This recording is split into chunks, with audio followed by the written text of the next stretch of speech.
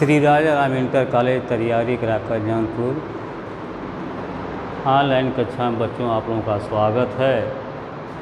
कक्षा 9 विषय गणित में हम आज आप लोगों को अध्याय 4 दो चरों वाले रैखिक समीकरण के विषय में बता रहे हैं। तो बच्चों रैखिक समीकरण क्या होता है और इसमें दो चर हैं, ठीक है। आप लोगों को इसके पहले भी हम बता चुके हैं चर अचर क्या है। तो बच्चों चर जो होता है अक्षर होता है और अचर गिनती होती है, ठीक है। चर अक्षर अचर गिनती, उसमें जो है हम आज दो चर वाले रैखिक समीकरण लेंगे। जैसे मान लीजिए x y p q a b, इस तरह से दो चर के सहारे हमें इस समीकरण को हल करना है। जैसा कि यहाँ दिया है, परिभाषा है रैखिक समीकरण क्या है। उस समीकरण को जिसे हम a x plus b y plus c बराबर 0 के रूप में व्यक्त किया जा सकता हो, रैखिक समीकरण कहलाता है। और जहाँ बच्चों ए बी और सी ये वास्तविक संख्याएं हैं और ए और बी दोनों शून्य नहीं है, ए और बी दोनों शून्य नहीं है। यही रैखिक समीकरण की परिभाषा है, जिसमें बच्चों देखो दो चर, एक चर आपका x है तो दूसरा y है। यह दोनों चर है, इसलिए इसको अब रैखिक समीकरण दो चर वाला रैखिक समीकरण कहेंगे, ठीक है। इसके बाद ए बी सी वास्तविक संख्याएं हैं, इसकी जगह पर कुछ भी हो सकता है, कोई भी नंबर गिनती आ सकती है। तो इसको हम दो चर वाला रैखिक समीकरण कहेंगे। ये इसकी परिभाषा हो गई, बात समझ रहे हैं। इसके बाद बच्चों अब एग्जाम्पल आप लोगों को बता दे रहे कि उदाहरण नंबर 1 देखिए ज़रा ध्यान से। एग्जाम्पल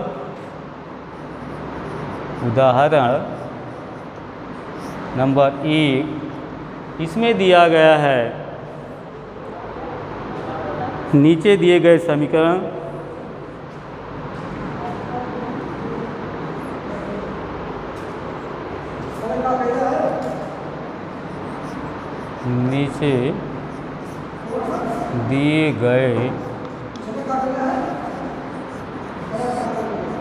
नीचे दिए गए समीकरणों को a x plus b y plus c बराबर 0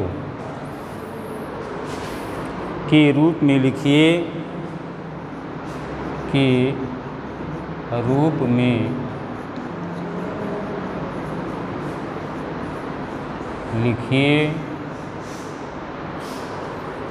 और प्रत्येक स्थिति में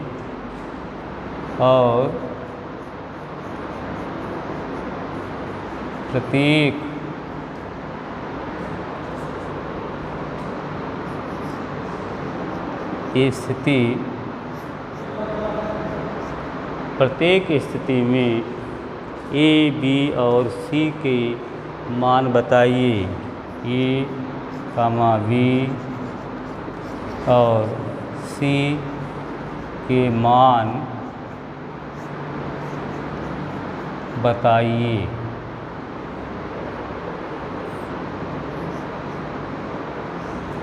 तो यह बच्चों एग्जाम्पल बता रहे हैं, आपके बुक में भी है।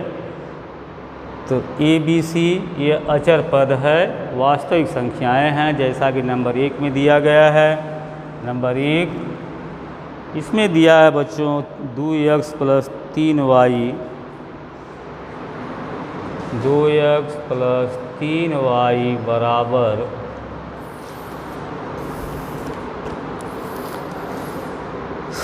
4.37, 4.37 ये पहला है। दूसरा है आपका x -4 बराबर करड़ी में 3y। फिर तीसरा आपका दिया हुआ है 4 बराबर 5x माइनस 3y। फिर चौथा है 2x बराबर y।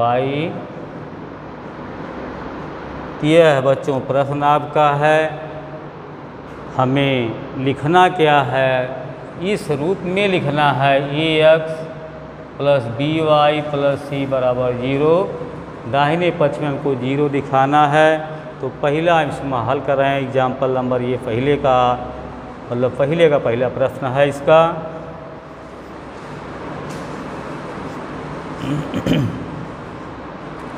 तो पहले में दिया बच्चों 2x प्लस 3y बराबर 4.37। अब यह है हम बच्चों मिलान करेंगे किससे, जो रैखिक समीकरण हम परिभाषा में भी लिखे हैं और एग्जाम्पल में दिया, देखो यही रैखिक समीकरण है, इस रूप में उसको हम बदलेंगे। ठीक है, चूँकि देखो यहाँ दाएं तरफ 4.37 है, इसको पहले तो बाएं लाएंगे। ये हो जाए आपका 2x प्लस 3y माइनस 4.37 बराबर 0 कर देंगे। यह आपका रैखिक समीकरण का रूप होगा बच्चों। और इसमें आपको तुलना करना है वास्तविक संख्याओं का, क्योंकि यहाँ आप देख रहे हैं x के आगे a लगा है, y के आगे b है, यह अचर पद है। तो हम आपको बता चुके हैं कि ये b c यह जो है वास्तविक संख्याएं हैं। यहाँ परिभाषा में भी लिखा हुआ है कि जहाँ a, b और c वास्तविक संख्याएं हैं। इस रैखिक समीकरण से आपको a, b, c का मान ज्ञात करना है। तो बच्चों रैखिक समीकरण से ही हम तुलना कर देते हैं। तो आप देखो x के आगे 2 है और वहाँ जो रैखिक समीकरण है वहाँ x के आगे a है। तो यहाँ आप लिख सकते हैं a बराबर 2। फिर यहाँ देखिए y के आगे 3 लगा है, वहाँ y के आगे b है, तो उससे बस तुलना करते हैं, उसी के जो आगे होता है उसके a, b, c वही मान होता है। y का गुणांक b है, यहाँ y का गुणांक 3 है, तो b बराबर हो जाएगा 3। और फिर अचर पद की बात है, c की बात है, तो c बराबर बच्चों आप दिखा सकते हैं -4.37। यही इस रैखिक समीकरण में वास्तविक संख्याएं मतलब a, b, c का मान ज्ञात करना था, जो कि आप यहाँ हम आप लोगों को बताए। पहले तो उसको रैखिक समीकरण का रूप देंगे, इसके बाद a, b, c मतलब तीनों वास्तविक संख्या जो a, b, c अचर है, अचर से अचर की तुलना करते हैं। देखो ये भी यहाँ x के आगे अचर है, तो यहाँ x के आगे अचर क्या है 2 है, तो a बराबर 2 हो गया, b बराबर हो गया 3 और c जब पक्षांतर किए हैं तो c का मान आपका आ गया -4.37। यही बताना है बच्चों। इस तरह से आप एक सवाल भी हल करेंगे। सवाल नंबर 2 सेम इसी एग्जाम्पल पर उदाहरण पर है। अगर आप इसको समझ रहे होंगे तो 2 सवाल है प्रश्नावली में, दोनों आप हल कर सकते हैं। तो यह था आपका प्रश्न नंबर 1 का पहला। इसी तरह से यहाँ दिया है बच्चों दूसरा प्रश्न दिया गया है, इसको भी पहले हम रैखिक समीकरण बनाएंगे, इसके बाद a, b, c से तुलना, इस रैखिक समीकरण से तुलना करके a, b, c का मान ज्ञात कर सकते हैं, जैसा कि इसको भी हम बता रहे हैं। आइए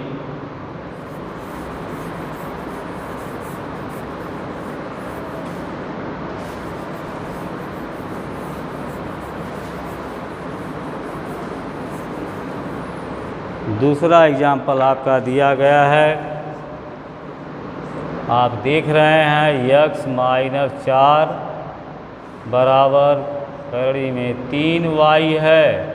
यह रैखिक समीकरण का रूप नहीं है, तो पहले हम रैखिक समीकरण का रूप देंगे, उसको बनाएंगे, एक पक्ष दाहिने पक्ष में 0 कर देंगे।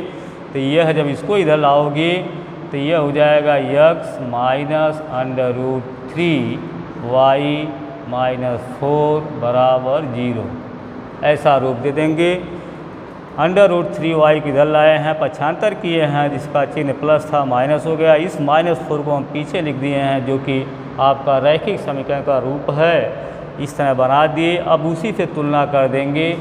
x के आगे a है तो यहाँ x के आगे 1 है, तो a बराबर हो जाएगा 1। जहाँ कोई नंबर नहीं होता 1 छिपा रहता है बच्चों हर एक अक्षर या गिनती में, तो यहाँ x के आगे a है तो यहाँ x के आगे 1 मानेंगे। ये हो गया। फिर b का मान अगर निकालते हैं तो b बराबर हो जाएगा माइनस करड़ी में 3 हो जाएगा। फिर c का मान अगर निकालते हैं अचर पर c, वहाँ c से तुलना करेंगे तो c बराबर -4। यही जो है दूसरी सवाल में a b c के मान हैं। शायद आप लोग समझ गए होंगे। बहुत सिंपल है, बहुत आसान है, लेकिन थोड़ा सा ध्यान देने की ज़रूरत है यहाँ है। क्योंकि रैखिक समीकरण यह है बच्चों, इसी से हम क्या कर देते हैं, तुलना करके ए बी सी का मान निकाल लेते हैं। इस तरह से अब पहला एग्जाम्पल का चारों सवाल लगा सकते हैं। सेम यही सवाल आपके प्रश्नावली 4.1 में दूसरी सवाल है। सिर्फ आप जो है रैखिक समीकरण का रूप बनाएंगे बदल कर पक्षांतर करके। इसके बाद ए बी सी की तुलना करके आप बता देंगे कि ए का मान क्या है, बी का मान क्या है, सी का मान क्या है। इस तरह से अब चलते हैं प्रश्नावली में हम बच्चों।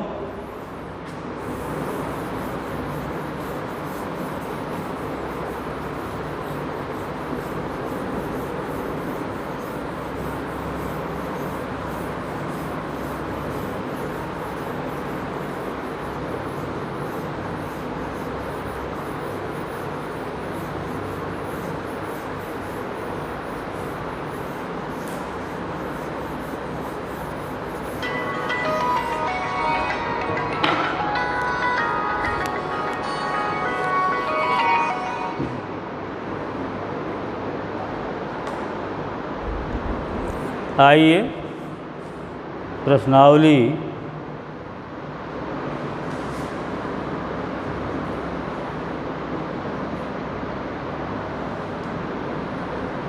(4.1) यही दो चर वाले रैखिक समीकरण की शुरुआत है, जिसके पहले हम एग्जाम्पल बता दिए।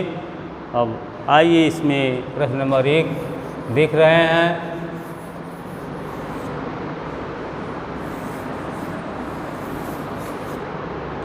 तो प्रश्न 1 में दिया है बच्चों, एक नोटबुक की कीमत, प्रश्न नंबर 1, एक नोटबुक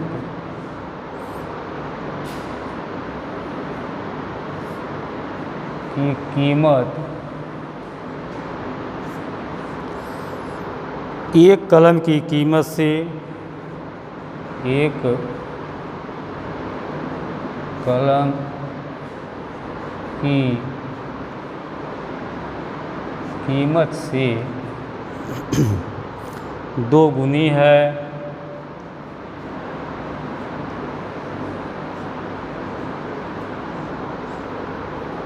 इस कथन को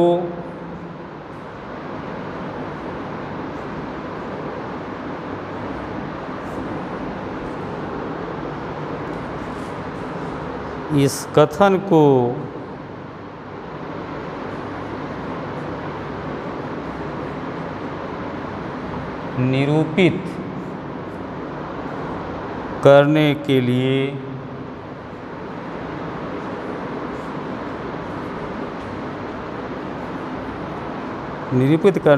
लिए दो चरों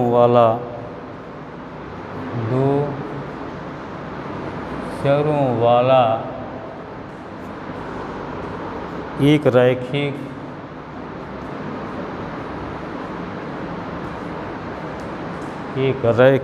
समीकरण लिखिए।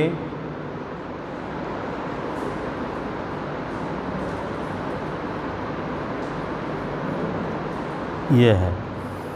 तो नोटबुक की कीमत और कलम की कीमत से 2 गुनी है। तब यहाँ सलूशन में, हल में बच्चों आएंगे, माना नोटबुक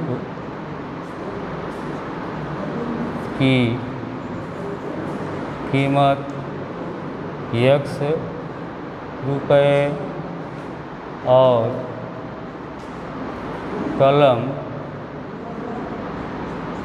की कीमत y रुपये है। ठीक है, नोटबुक का कीमत x मान ली और कलम की y मान ली, तो दो चर हो गया आपका। दो चर में ही आपको उत्तर देना है।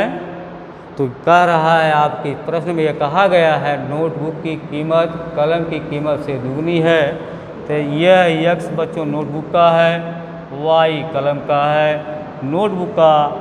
नोटबुक की कीमत जो है कलम से दुगना है, तो अगर हम यहाँ दो का गुणा कर देंगे तो यह दोनों कीमतें आपस में क्या हो जाएंगी, बराबर हो जाएंगी। सिर्फ आपको क्या देना है, रैखिक समीकरण लिखना है और कुछ बताना नहीं है।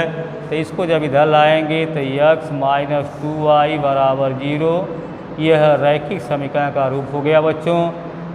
अगर थोड़ा सा और अच्छा रूप दिखाना चाहेंगे तो x माइनस 2y यहाँ प्लस 0 भी दिखा सकते हैं, क्योंकि a b c इससे तुलना करना है। तो अगर कोई नंबर नहीं है, कोई संख्याएं वास्तविक नहीं है, तो वहाँ 0 आप दिखा सकते हैं। सिर्फ आपको समीकरण द्वारा दर्शाना था क्या है।